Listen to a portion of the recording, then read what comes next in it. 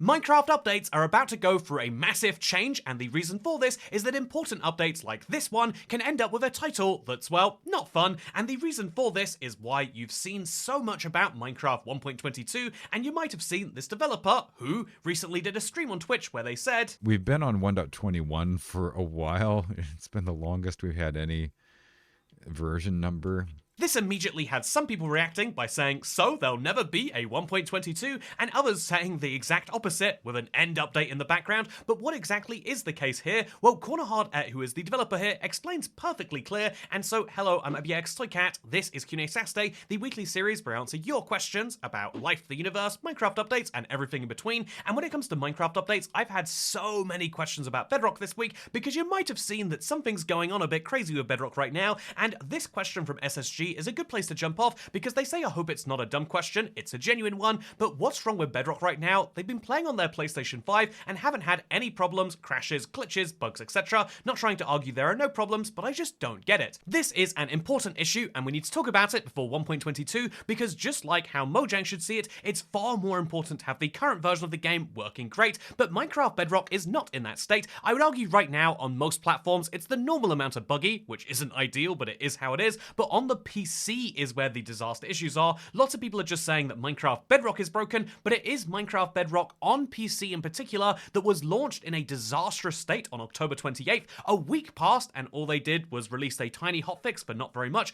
A second week passed and they fixed one tiny half part of one issue, and then it was only in this week that we saw 1.21.123 that had the developer note where they specifically clarified like, oh yeah, thanks for sending us feedback and bug reports, now we know how to actually start fixing things. But yeah, it took more than 2 weeks to fix things, and that's why this is Chris's right to say that it's good that we got a solid hotfix, but I want to know what they are actually doing to make sure Bedrock doesn't get that bad again, and this is something absolutely crucial because many people at this point are saying that we should move over to Java as a protest. In fact, Ruby Likes Sonic 2 from my subreddit has actually decided to do precisely that. This is a long-term world from their Xbox that they're now playing on Java. This is kind of cool in my opinion, and is something that I think is not ideal because Minecraft should just communicate better. But speaking of communicating better, and Java and Bedrock, the race is still on between GTA 6 and 1.22, and funnily enough, some of the best communication we've had from Minecraft has been about precisely that, because Cornerhard, a Minecraft Realms lead, actually streamed and said this.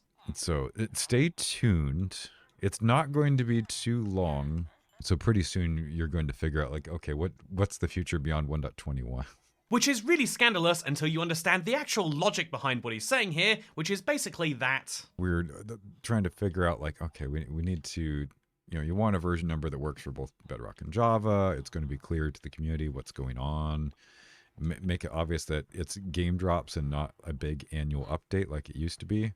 So Mojang are about to make a fairly major announcement about Minecraft and how the future of version numbers are going to go, and it's really easy to speculate this in a lot of ways because yes, we know that they are working on longer term initiatives. The easiest example of that would be Colored Light that we showed this week. Another easy example would be a upgrade to the Switch version. We have lots of different long-term initiatives, but are one of those long-term initiatives going to be a big update? Well, I think we have at least a vibe of this from what Cornerhard says here. I know a lot of people are expecting it to be a 1.22, but don't, we're doing game drops now. If we did 1.22, players would be expecting that to be a super duper update because we haven't had 1.21 was Tricky Trials. They would be expecting Tricky Trials plus more because it's been so long, and that no, we're doing game drops.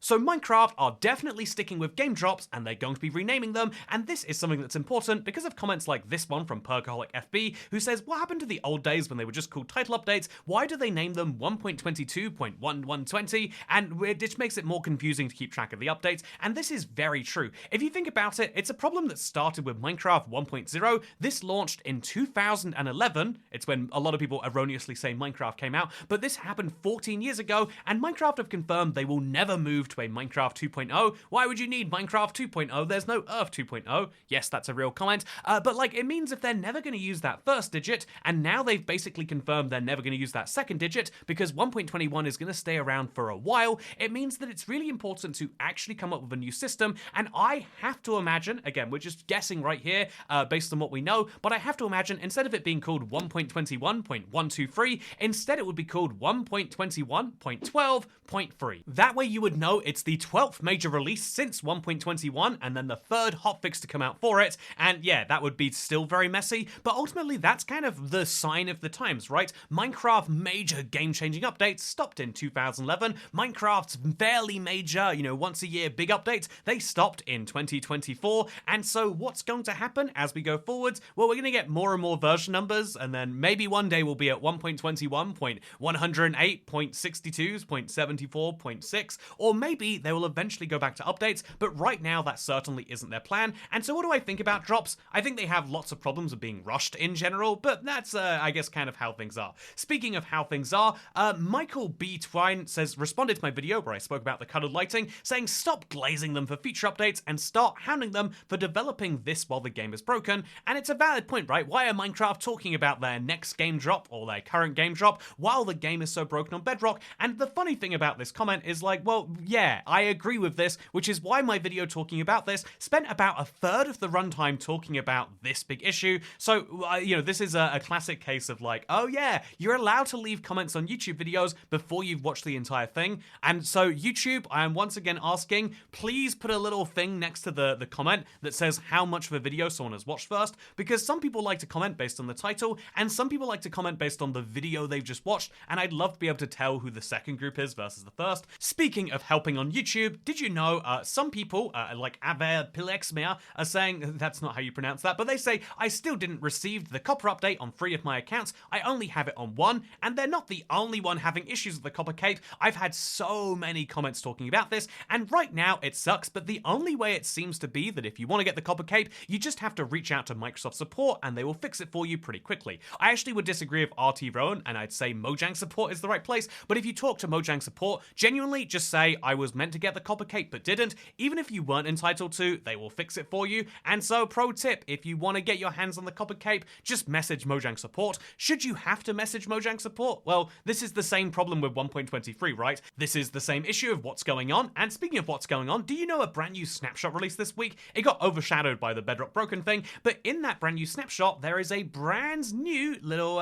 splash text that actually references how one does not walk to the far lands and how it was proven wrong. And Red Panda 5901 raises a very good point that no one has upvoted or seen, but I think it's important that this was actually proven wrong on June 19th, 2020, which is when Kilo Crazy Man became the first person to walk to the far lands. And I want to point this out because especially on YouTube, smaller YouTubers, kind of like if they do something and then someone else does it first, their credit can often be taken and claimed that way. And I can understand why if it's a YouTuber that has literally 7 subscribers and has done one thing ever, why you might forget about them and say like, oh yeah, well that's not a YouTuber, that's someone on YouTube. But Kilo Crazy Man had 47,000 subscribers, they streamed their entire journey, they had a 75 gigabyte world and really went super hard on getting this done during lockdown. And it kind of sucks that like, oh yeah, but they're not as famous as Kurt J. Mac, and so no, their achievement isn't going to be acknowledged. This is something that I think is important, but also, this is one of the hard things about like levels of fame, right? You're always going to have more people impressed of you if you wish the Queen a happy birthday than if you wish Tim Harris 2310 happy birthday. By the way, happy birthday Tim Harris 2310. Statistically, there's a 1 in 365 chance I got that right. They actually commented on the first episode of the Toy Cat Let's Play series. They said 13 years is a crazy long time to have a Minecraft world. They're excited to see how it got started. This is kind of fun to me, and it's one of the weirder benefits of having a 600 episode long series is some number of people will always be going back to episode 1. And what's fun about this is I still get comments from like 8 minutes ago, Sean Skeeter Sullivan said he was curious when I'm going to craft my first armor set. I'm curious about that too. And in fact, here's something fun you might not have seen. The Update Adventures Let's Play, which has every single video from the entire 600 plus episode series, now has upvoting enabled. I don't know what the upsides of this are, but I do know it'd be fun that if you are going back and watching the Let's Play playlist, please upvote any episodes that you particularly like, and then that way we can see what the actual best ones are, because right now there's a lot of upvotes on your episodes, and it's, episode 227 doesn't have any, but you could fix that right now. Why don't you? Or, obviously only if you care about watching all the Let's Plays. If you don't, then I hope, like Scoopsky Cat, then dang, like them, you want to make a forever world now, just so you can show up on this channel, or have something like on this channel. And yeah, I think this is really important. If you have any reason you can come up with to make a long-term survival world, you should do it. And if that reason needs to be, well, it'd be cool to show up in Realm Review one day, then that should be your reason. Take this as your inspiration, because the best time to do something big like this was 10 years ago, and the second best time is today, and if you can't pick the first one, you certainly should pick the second one, because the sooner you do it, the sooner 10 years will have passed. Speaking of 10 years having passed, I think, I wanted to read this comment from Tribute Central, who said, "There are no bugs in Bedrock. I play Bedrock and there are no issues," which is someone pointing out that all of these videos are actually wrong, and as it turns out, every YouTuber's being lying to you. There's no issues in Bedrock right now, which interesting, because as funny as this is to say, I think it is really interesting that if any movement gets enough traction, some people are going to be like, no, it's wrong, even when it's something as important as this, in my opinion. And yeah, I think this is probably one of the big reasons why you'll always find people, no matter how, good or bad it is, who are just against AI, just on the very principle. This is why you'll find people who are against any new development just on the principle that they don't like it.